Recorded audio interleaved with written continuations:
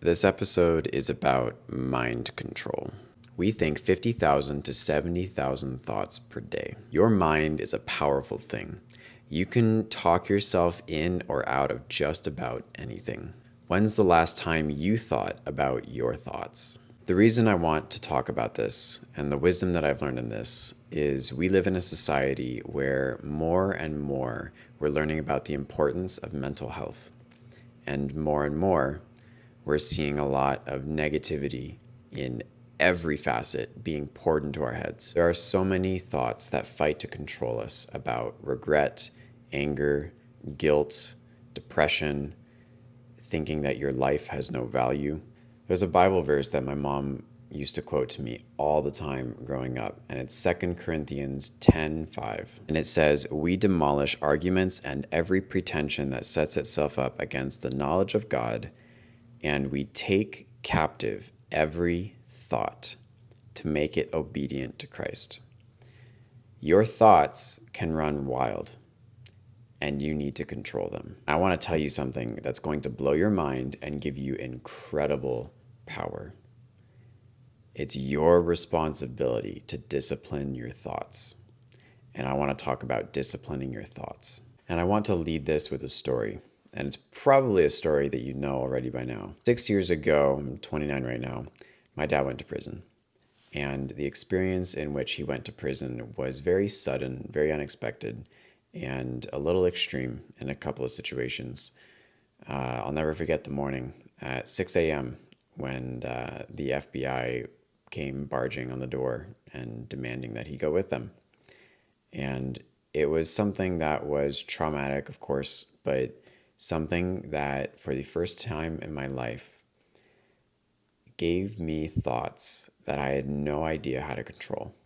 And the result of that ended up being that those thoughts controlled me. He didn't really tell me very much about his legal case that had been going on for years, right up until about 2 months before he went to prison. And at the time I was working for him. My job was doing sales and working with him. And I learned very quickly that there was a chance he would be going to prison, and it was a lot to process. And then when it did happen very unexpectedly, I lost my job.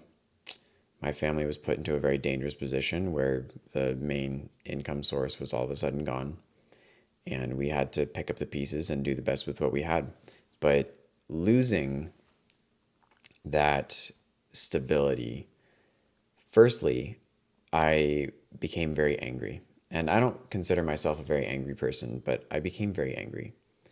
And I felt a lot of, it's not fair. I haven't done anything to deserve this. Which, of course, that's true. I wasn't responsible at all for my father's experience in prison, but I became so angry. And I'll actually give you the story of where that anger first was exposed in my mind.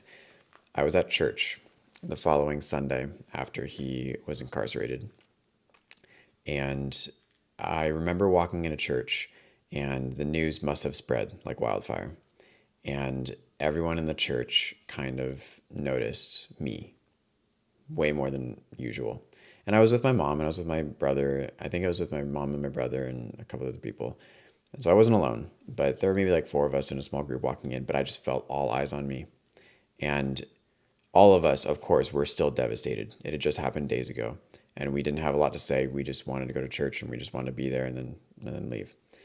And afterwards, one of the guys at the church, who I'd talked to maybe once before, walked up to me and acted like we were really good friends and surprised me, and immediately started digging for information. And it occurred to me very quickly, two things. Two things went through my head.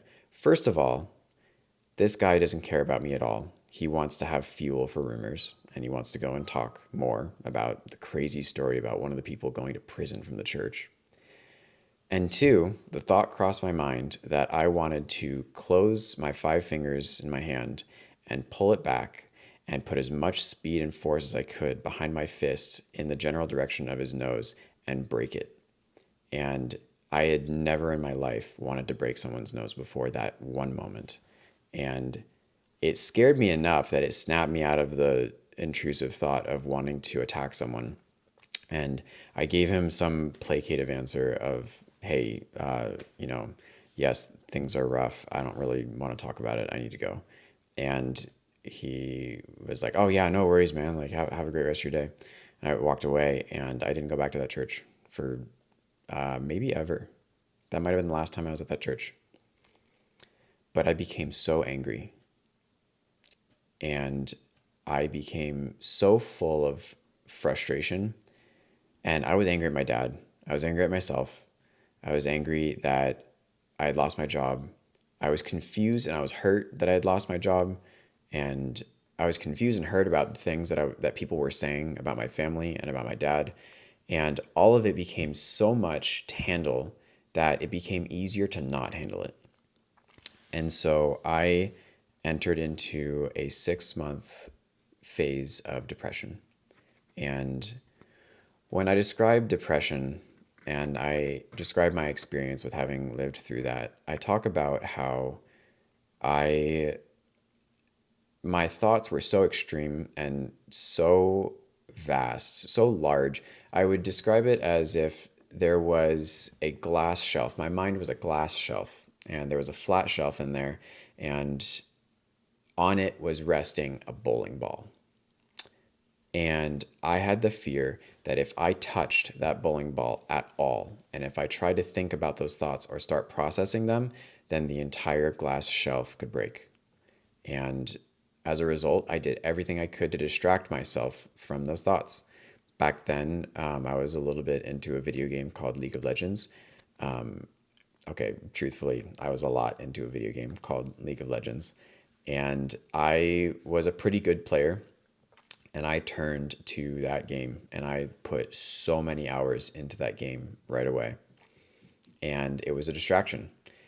And I would let myself eat garbage, just as much unhealthy stuff that I could find, chips, ice cream, candy.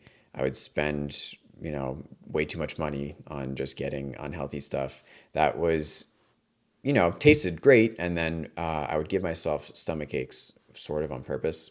And the pain from my stomach would distract from the thoughts in my mind.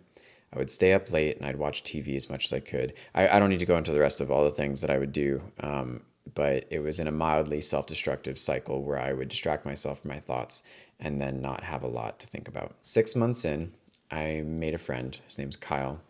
And he was the first person that I tried talking to about my problems. And he led with talking about something about how he had just had an argument with his father or something relevant. And I said something like, "Dads." Yep. And we started talking. And for the first time, I opened that door and I very gently tried to scrape a little bit off the edge of that scary looking bowling ball on the shelf of my mind. And my shelf didn't break. It didn't shatter like I was afraid it might. And Kyle was a very understanding and easy person to talk to. He didn't have any judgments to say back. And for the first time, I felt the reality of realizing that I had allowed those thoughts to become so daunting and so scary that I was doing whatever I could to avoid them.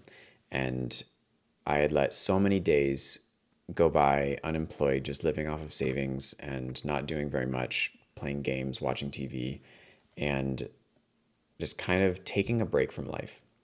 But I realized finally I didn't need to let those thoughts control me. I could control those thoughts. And so I challenged myself to talk to a few other people about it and start opening up and start sharing more. And the more that I started thinking about this isn't fair to me, I could start rejecting those thoughts and say, yeah, it wasn't fair, but now it's time to move past that and to move to the next thing. And I did. And so much more of my story came after that experience with my dad. But you know what? That in that moment I grew up and I realized that I didn't have the capability of fighting it all at once. And I needed the help of a friend. And I will forever be grateful to that one friend for being the first person that I could talk to about my problems. who just helped me realize that they weren't as bad as I thought they were. They still were plenty bad, and it took a long time to continue the healing process. And here I am years later, and I've gone through quite a lot of healing. But from that, I've been able to see the value of controlling your thoughts before they control you.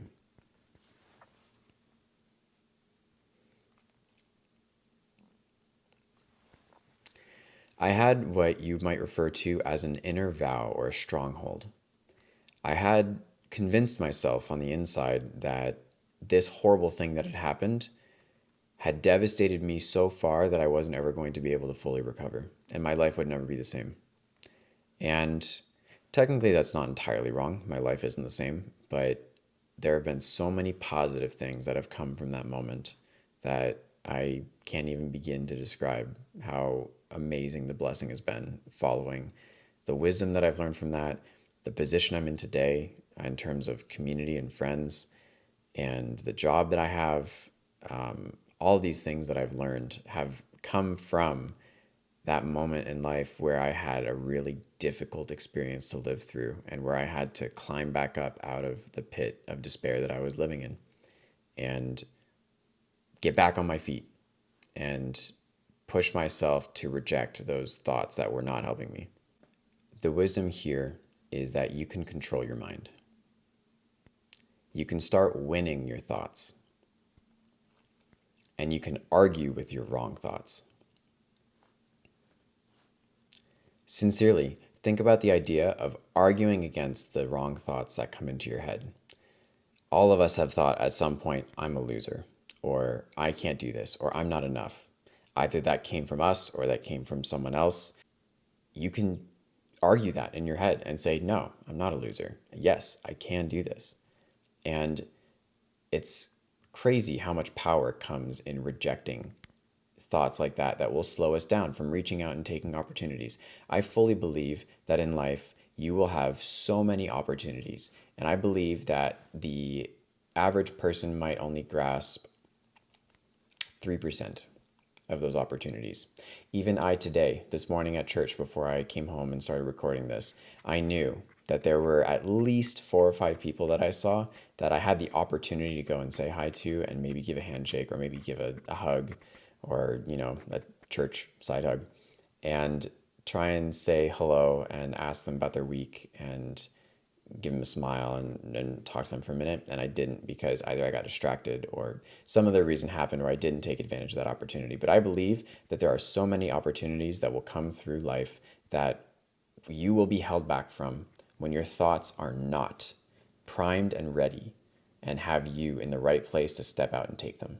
Modesty, I want to use as another example here because there's a difference between seeing something. I live in Las Vegas right now. It's a town that's known for having some intense looking billboards, if you understand what I mean. There's a difference between seeing something and continuing to look at it. Just like there's a difference between thinking something and continuing to dwell on those thoughts. When I was recovering from the depression surrounding my dad, every time the thoughts entered my head of, you aren't strong enough to deal with this because you had a trauma happen in your life that you haven't fully healed through and accepted. I started catching it and I started forcing myself to not think on that anymore. And either that looked like me going and distracting myself or cutting that thought out of my mind and speaking literally out loud and saying, no, I'm not going to think that. It's not true. I'm growing. I'm getting stronger. I'm becoming stronger. And after enough time of disciplining myself, repeatedly choosing to not do that, or to not let myself think that, it became stronger and stronger until finally I wasn't worried about that even being remotely true anymore. And here I am today. And it's interesting. I just spoke to a friend about this, about the TikTok algorithm on the same topic of modesty. And that TikTok, I don't know if it's an app that's going to be still around by the time you kids are seeing this, but TikTok, the app, has a facial recognition program, or it has a temporal recognition program on it that knows how long you watch a video for, what percentage of a video you watch, and then after that, how many times you watch it. And so when you're scrolling through a social media feed and you're looking on TikTok at these videos, then you're going to notice that the ones you look at more and that you watch a little more intently and you spend more time on, those are the ones you start seeing more of on your For You page on this app. And in my men's group a couple months ago, I was talking with some of the guys in that group, and we were talking about how there was a study that was done, and it was true, and I tried this, and it ended up being completely true. If you see something you don't want to see more of, as soon as you recognize that it's one of those things, you swipe off of it, and over time, the algorithm will recognize that you don't like that topic, and it will stop showing it to you. And so on the topic of modesty, thirst traps, which I don't know if they call them the same thing in the future, people trying to get your attention by sexualizing their content, usually their bodies. Thirst traps showing up on your For You page. If you can identify right away it's a thirst trap or it's likely to be a thirst trap, you swipe off of it. After you've done this 10, 20, 30, 40 times and you discipline yourself and you discipline your mind to immediately react, just swipe off of it as soon as you see it showing up, the algorithm will think that you don't want to see that anymore. And it'll start coming to your page. It'll stop coming to your page. And funny enough, at the time, I think the algorithm misunderstood me because it started showing me male thirst traps instead of girl thirst traps when I tested this. But it worked. And just the same way you have to discipline your mind. When you have negative thoughts, it maybe not the first time, maybe not the 20th time, but over time, the algorithm of your mind will catch on that you can't be tricked by that false thought anymore. And you can control your mind and you can find strength in your thoughts. Two more things I want to suggest to you. Firstly, what thoughts should you focus on? If you have a lot of negative thoughts and you're trying to decide which ones to kick out and which ones to keep. And I've got a Bible verse that should help with that. Philippians 4:8 says, "Finally, brothers and sisters, whatever is true, whatever is noble, whatever is right, whatever is pure, whatever is lovely, whatever is admirable, if anything is excellent or praiseworthy, think about such things." Isn't it cool that the Bible was written so many thousands of years ago and they knew about the wisdom of thoughts back then? Jesus knew about the wisdom of thoughts back then. It's crazy that the wisdom still applies today. The last thing I want to suggest to you is that controlling your mind is something that people will notice. When I took my MBA course a couple years ago, when I started my first LLC, I learned from the director of this course that positivity is, of course, a great thing, but it goes so far as to inundate integrity. And from that integrity, it will inspire a confidence in the people around you that will create a curiosity and a desire for more people to be around you. People will be drawn to you if they see that you have a controlled mind. And what I mean by that is one of my personal policies in life is to not ever talk bad about anyone behind their backs, regardless of how awful that customer was or how terrible the interaction was with my coworker or whatever the situation is. I try really hard to never, ever talk bad about people behind their backs. And this in part is the same kind of wisdom where when you never talk bad about people, ever, even complaining to your spouse or your boyfriend or your girlfriend or your best friend, if you never complain and you never talk bad about people, it creates such a deep level of trust where people believe that they can just be themselves around you and you're never going to go and say something bad about them. And that is such a powerful thing that will attract people to you, and it will create your network to grow. It'll cause your network to grow. It'll cause your friends to want to spend more time around you. It will cause so many blessings to come from your life from being able to control your thoughts and to control the way that you see others and speak about them behind their backs. And that kind of virtue of integrity in your life will bless you so much more than you can imagine, but it all starts in the mind. If you have a really bad experience with a customer in your job or a friend at school and they treated you poorly and you come home and you share and say, "Yeah, I had a bad experience with John at school and he made fun of me after I got a D on that test. And I get it. Like, usually I don't, so he's just trying to be funny, and I'm not upset at him about it.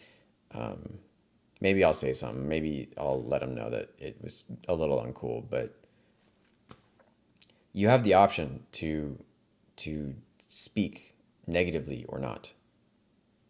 Even if everyone else around you is speaking negatively about their friends and their coworkers and their customers, doesn't mean you have to do it. And people will notice that. People will notice you sticking out and being separate from the crowd and being unique that way.